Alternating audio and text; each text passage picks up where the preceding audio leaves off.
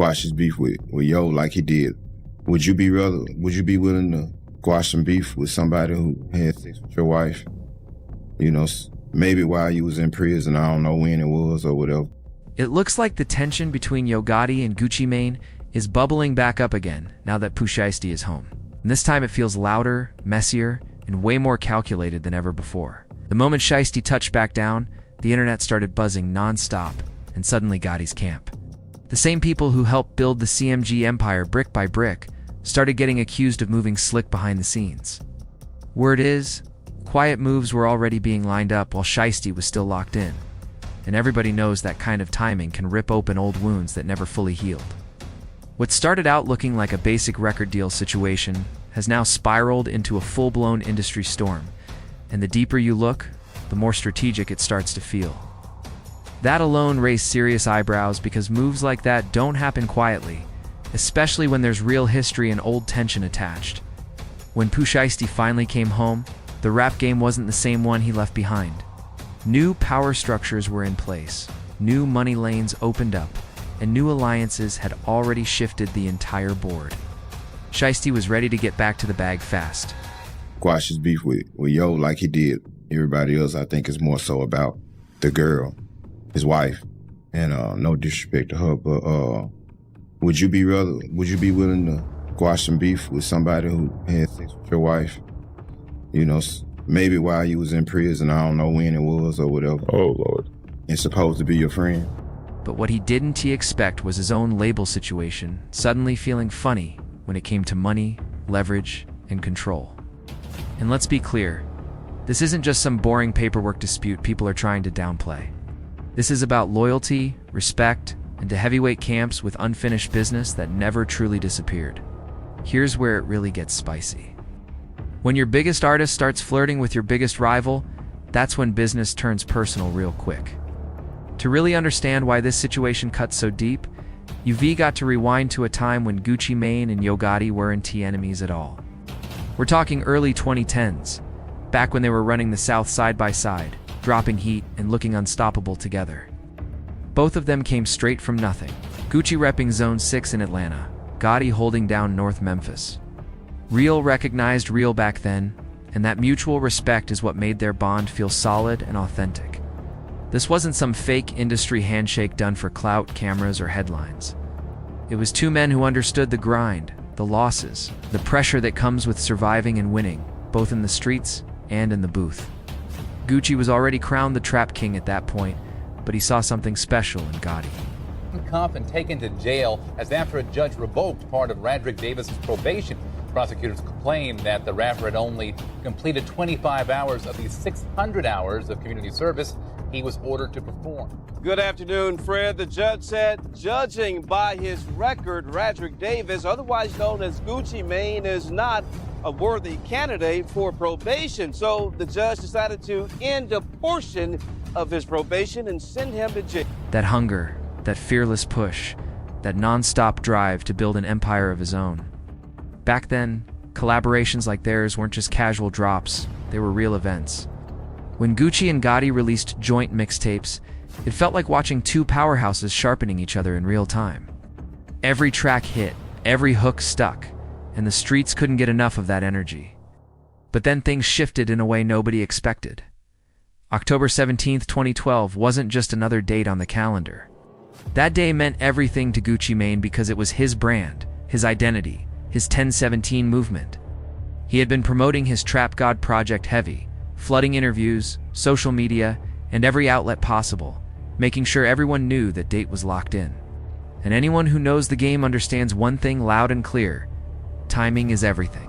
One wrong move, one overlapping drop, and alliances can crack instantly. Gucci was moving major units and building serious momentum, and that October 17th date was locked in, circled, and protected like a championship night. His whole team knew this wasn't just another release. This was supposed to be a defining moment. This wasn't just another drop. This was a statement moment meant to shake the whole game up. This was Gucci's chance to officially stamp 1017 as a real powerhouse and remind everybody exactly who set the tone, who laid the blueprint, and who built something that couldn't be ignored anymore. October 17th wasn't random. It was personal, symbolic, and tied straight to his brand, his grind, and his name. Everything was already locked in and moving full speed. The marketing money was spent heavy, features were already confirmed, blogs were lined up, playlists were being teased, and distribution was ready to hit the button. All signs pointed to October 17th being Gucci Mane's moment to dominate the conversation and control the spotlight. But then came the twist nobody expected or asked for. Gotti suddenly announced he was dropping CM7, The World Is Yours, on that exact same date. Gotti claimed he didn't know there was a conflict, but let's keep it real. That timing raised serious eyebrows instantly. These two weren't strangers passing in the industry. They were close, locked in, making music side by side, and Gucci had been loudly promoting that date for months straight. So the question hit the streets fast and hard. How does a major release from someone in your own circle just slip past you like that without anyone noticing? According to Gotti, once he realized the overlap, he didn't see it as an issue right away. In his mind, it felt like a flex. Two Southern heavyweights dropping on the same day, flooding the internet, taking over blogs, and running the culture together. To him, it looked like unity, not competition. But that mindset came from a fan angle, not a businessman's perspective where every move counts. Here's where people underestimate how deep this really goes. When two artists with overlapping fan bases drop on the same day, they aren't sharing hype.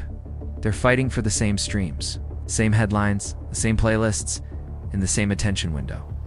It's like opening two luxury spots on the same block. Both might survive, but neither fully owns the street the way they could alone. And in this game, that spotlight is everything. A release date isn't just a day on the calendar. It's your chance to control the narrative, dominate the blogs, and trend everywhere at once. Instead of all eyes being locked on Gucci's project, the attention got split right down the middle between him and Gotti. That kind of split can quietly kill momentum without anyone noticing until it's too late. Emotionally, it cut even deeper. Gucci had been hyping October 17th as more than music. It was his identity, his movement, his legacy wrapped into one date. So when someone else, even a friend, picked that same day, it felt like a personal line had been crossed. Gotti tried to fix it fast. He said he reached out immediately, calling Gucci to clear the air and handle it like brothers. But Gucci didn't answer. He called again, still nothing. Gotti even contacted people close to Gucci, asking them to pass the message along. But the silence stayed loud and heavy. And honestly, it's easy to see why Gucci felt away. It wasn't just about timing anymore. Right before all this, Gotti had dropped the I Got Racks remix with T.I. and Jeezy, and everybody knew Gucci and Jeezy were not on good terms at that moment. That move made everything feel even more personal. Eventually, Gucci did respond, but not with a phone call or a quiet message. He went straight to Twitter, posting a message that said everything without spelling anything out. And from that moment on, the tension stopped being private and turned into something everybody could see. Why would another artist put their mixtape out on 10/17 if they ain't Brick Squad? You ain't me, Trap God. That tweet hit like a cold slap across the face. It was Gucci Mane's way of drawing a hard line in public without ever saying a name. Everybody in the game knew exactly who it was aimed at, and the message didn't need extra context or decoding. According to Gotti, they eventually got on the phone and tried to talk it out like grown men. On the surface, it sounded like things cooled off. Gotti even moved his release date to avoid pushing it further, showing he was willing to compromise. But by that point, the damage was already baked in. Once a line like that gets crossed in public, you can't rewind the feeling or erase the moment. The energy between them shifted fast after that. Rumors started flying everywhere. Fans picked sides overnight, blogs kept stirring the pot, and the South was watching closely, waiting to see if another major fallout was about to explode. What used to be mutual respect slowly turned into quiet tension, and that silence between them spoke louder than any interview ever could. Gucci felt like Gotti crossed a line that actually mattered to him. Gotti couldn't understand how things went ice cold, so fast over something he thought had already been handled. And right there, it stopped being about one mixtape entirely. It became about trust, timing, and feeling slicked by someone you once stood shoulder to shoulder with. Then interviews made everything even messier. When Gucci was asked about artists he no longer rocked with, he didn't dodge or soften it. Spoke with that sharp edge people knew him for, and fans instantly connected the dots. Meanwhile, Gotti stayed calm and business-focused, saying there was no issue and he was locked in on success. But the lack of real communication between them told a completely different story. Behind the scenes, both camps started moving differently. Slick captions popped up online. Subliminal posts started stacking. Little jabs flew without names attached. Every move got watched. Every lyric got broken down, line by line. It felt like the whole industry was holding its breath, waiting for one sentence to push everything over the edge. What made it even deeper was that, during that phone call, Gucci wasn't just mad about the release date anymore. He was heated about Gotti linking up with Jeezy and T.I. When Gucci later spoke on the radio, he made it crystal clear, saying, "My main problem with him is that he dropped his mixtape on 10/17 and tried to ride my wave." That frustration was loud and undeniable. Gucci felt like someone he trusted was trying to eat off his brand and his moment. And that kind of feeling cuts deep. Things officially crossed a point of no return when Gucci dropped Birds of a Feather and said straight up, "I used to mess with Gotti until he turned into a buster." That line shook the entire scene. Imagine hearing that from someone you once called a brother, broadcast for the whole world to hear. That's not something you brush off. Gotti was hurt, no doubt. And at first he tried to stay quiet to keep things from spiraling. But eventually he realized silence wasn't an option anymore. That's when Gotti fired back with his own response record, and from that second on, the friendship was officially clipped. The track wasn't wild or reckless, but the message was crystal clear. Yo Gotti wasn't about to let anybody play with his name or flip the narrative like he was some side character. It was calm, calculated, and firm, the kind of response that lets you know respect is no longer being negotiated. Gotti didn't want to go full disrespect without speaking his side, but then came the moment that really had everybody talking. During an interview on The Breakfast Club, he casually mentioned spending time with Keisha Kerr, who later became Gucci Mane's wife.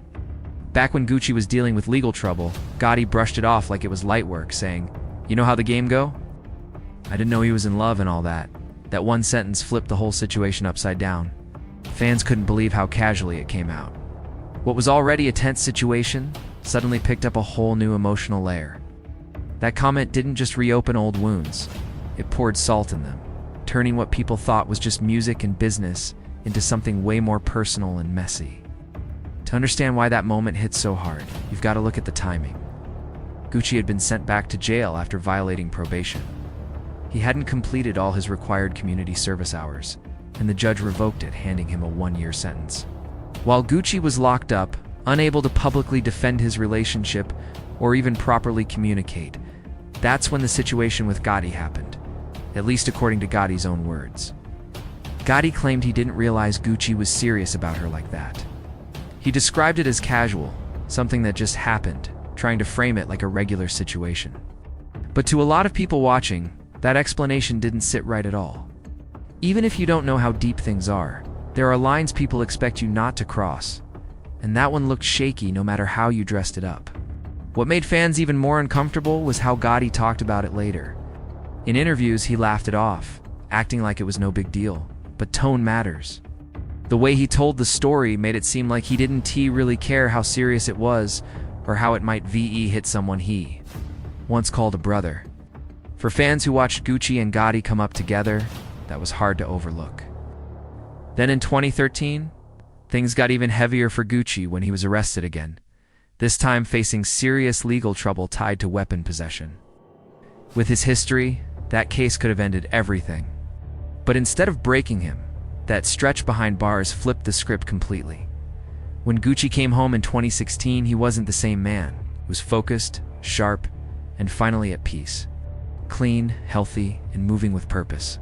He dropped weight, cleared his head, and started making smarter moves with his label and business. The old Gucci would have been all over social media, firing off posts and stirring chaos every other week. But this version was disciplined. Instead of chasing drama, he stayed in the studio, built stronger artists, and focused on creating something solid that couldn't be shaken.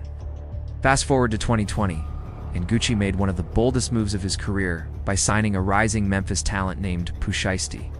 The energy was instant and undeniable, raw, unfiltered, and starving in a way that reminded people of Gucci's early days. But with a sound that spoke straight to the new generation and the streets watching closely. Shiesty came in with real street credibility, non-stop momentum, and a hunger to win that couldn't be taught.